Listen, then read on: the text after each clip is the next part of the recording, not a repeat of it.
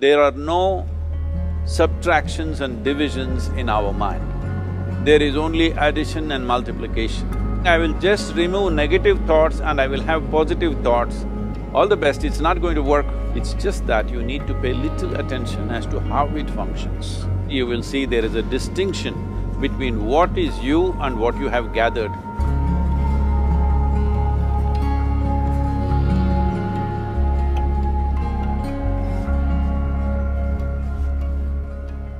Well, see the way the question is asked and also the way normally it's addressed is, people think there is something called as negative thought and positive thought. They want to remove the negative thoughts and have only positive thoughts. For such people, I would ask them to just experiment for 10-15 seconds. Let them forcefully remove one thought from their mind. For example, next 10 seconds, just don't think of a monkey. Try not to think of a monkey for next 10 seconds. You will see you will be full of monkeys. So what I'm saying is, this is the nature of your mind, because in this mind, all the three pedals are throttle. There is no brake, there is no clutch. Whatever you touch, it will only go faster. In this kind of mind, people have been taught from moral teachers and religious teachers, do not think about bad things. Well, since then it's been a full-time job. So there is no way you can handle the mind like this. This doesn't need any great enlightenment. If you spend 2 minutes with your eyes closed, you will realize you cannot do anything forcefully with this mind. So, I want to remove negative thoughts. Do not ever go in this direction, because what you want to remove will become your quality. Always you will be on it. So what should I do? The thing is this, without understanding the fundamental mechanism of this mind, because our mind, human mind, is the most sophisticated computer on the planet. Even all the supercomputers have come out of this. When this is the case, is it not important that we understand the mechanics of how it functions? One simplistic aspect of how it functions is, there are no subtractions and divisions in our mind. There is only addition and multiplication. If you try to do something with it, it will say one more. If you try hard, it will multiply into many more.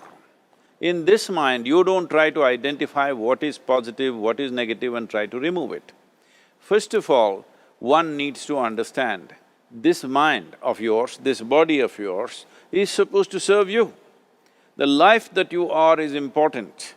Body and mind are vehicles that must serve us. If you sit in a vehicle, it must go where you want to go. If it goes to its own destination, what is the point of such a vehicle? It's just a nuisance. Right now, most human beings are unfortunately experiencing this fantastic possibility of human mind as a nuisance, as a troublesome thing. Well, this is the most beautiful thing you have. It's just that you need to pay little attention as to how it functions. One simple thing is this. First and foremost process is, that's why we put out this process called Isha Kriya. This is to distance yourself from your physiological and psychological process. There is something called as you which exists. This is not a composite of all your thoughts and emotions and physiological processes. Beyond that, there is you. If you close your eyes, even if you cannot see anything, you're still there. It is through the window of your eyes that you're looking out, but if you close your eyes, it doesn't mean that you don't exist, you still exist. So beyond your thought, you still exist, beyond your emotion, you still exist.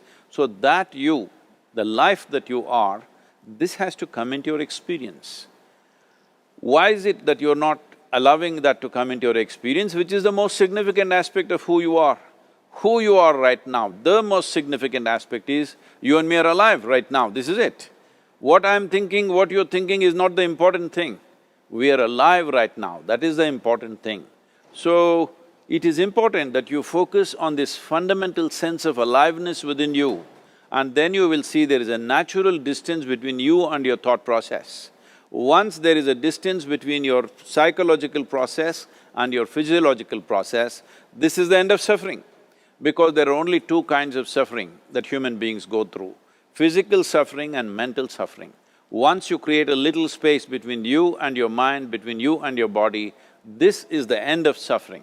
This is something every human being has to experience and know, otherwise thinking I will just remove negative thoughts and I will have positive thoughts, all the best, it's not going to work 100%, it's not going to work because nobody can remove it, they can avoid it for some time. So when negative thoughts come, you say Ram Ram, Shiva Shiva, whatever you want, but this is just avoiding, it's not gone. The moment you stop that, it will pop back with great force, otherwise it'll come back in your dreams. So it's very important, first of all you need to understand your anger, your resentment, your fear, your anxieties, the negativity that you generate. Generally resentment, anger, it is always directed towards somebody. But we need to understand this is poisons that we are drinking and expecting somebody else to die. Fortunately, life doesn't work like that. If I drink poison, I die. If I drink poison, you don't die. So, we need to understand this. When I say poison, today you can have yourself chemically analyzed. Right now, what is your blood work, what it says? 5 minutes of intense anger, check your blood work and see, there will be lots of negative elements in it, literally you're poisoning yourself. So, do you want to poison yourself? Definitely not. Now the very question is coming from certain helplessness, what shall I do? Don't do anything, just sit back and just concern yourself with something which is a life process. Maybe your heartbeat, maybe your breath, maybe just a sensation of being alive. Depending upon how sensitive or how perceptive you are, accordingly, find something. It could be a sensation in the body, it could be breath, it could be heartbeat, it could be anything, something which indicates life to you. Just pay attention to that for some time. Slowly you will see there is a distinction between what is you and what you have gathered, which includes both your physiological and psychological possibility or mess, whatever you made out of it.